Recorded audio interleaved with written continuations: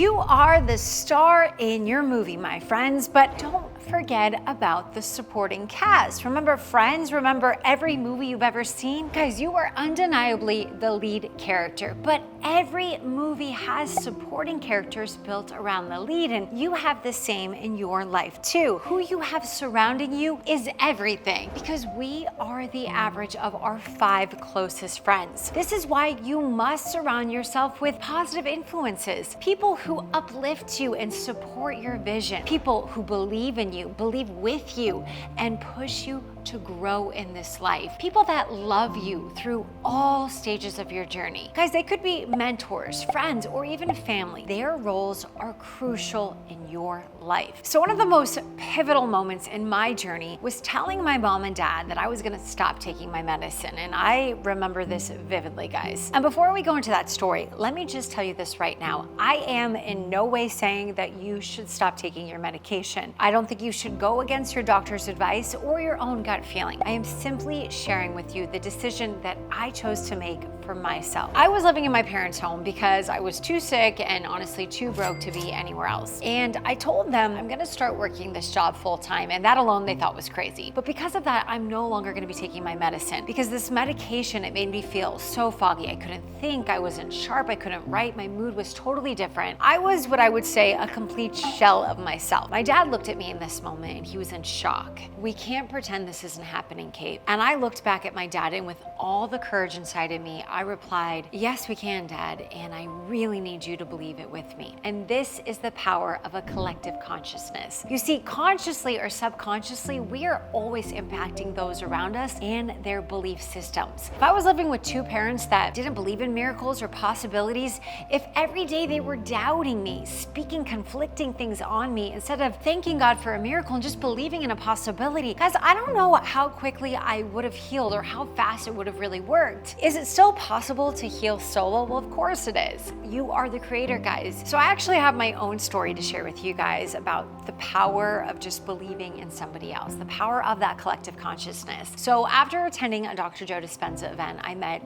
so many incredible friends. And one of those people said, I want you to meet my friend Andy. He was in a snowboarding accident 13 years ago. He didn't land the trick right, broke his back, and he's been paralyzed ever since. He's been in a wheelchair. So my friends and I go to his house. We go meet Andy. We do a healing on him, which is really just like tapping into that quantum field and sending coherent energy just to his aura, to his field. It was amazing. It really helped shift his belief system. And then a couple months later, I saw him at a Joe Dispenza event. So at these events, they're really cool. It's like a week-long meditation retreat. Everybody's dancing because we're all waiting for the event to start, except for Andy, because Andy's just sitting there in his wheelchair. And so I'm looking at him like, he's got to get up and move. He's got to show his body that it's possible. He's got to remember what it feels like. Remember, feeling is the secret. So I'm looking around the room for the tallest person I can find, and just out of nowhere, I see this literal 7-foot man. And I run up to him and I'm like, I need your help. He's like, is everything okay? I'm like, yeah, we got to help this guy. We got to stand him up. He's got to dance. And he's looking at me like I'm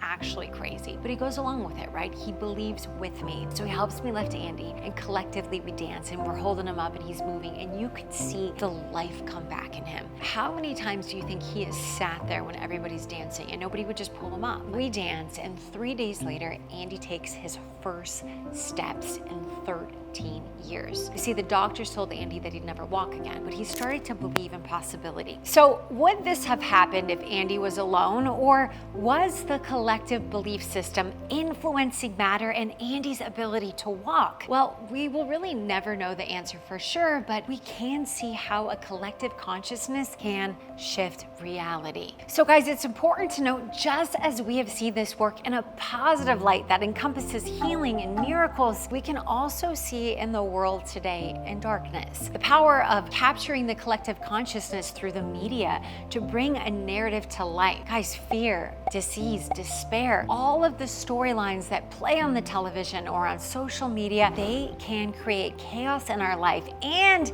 come to life if enough of the collective believe it to be true. This is why it is so incredible incredibly important that you understand the power of the collective consciousness. So take a moment, please, to reflect, to think about who are you spending the most of your time with?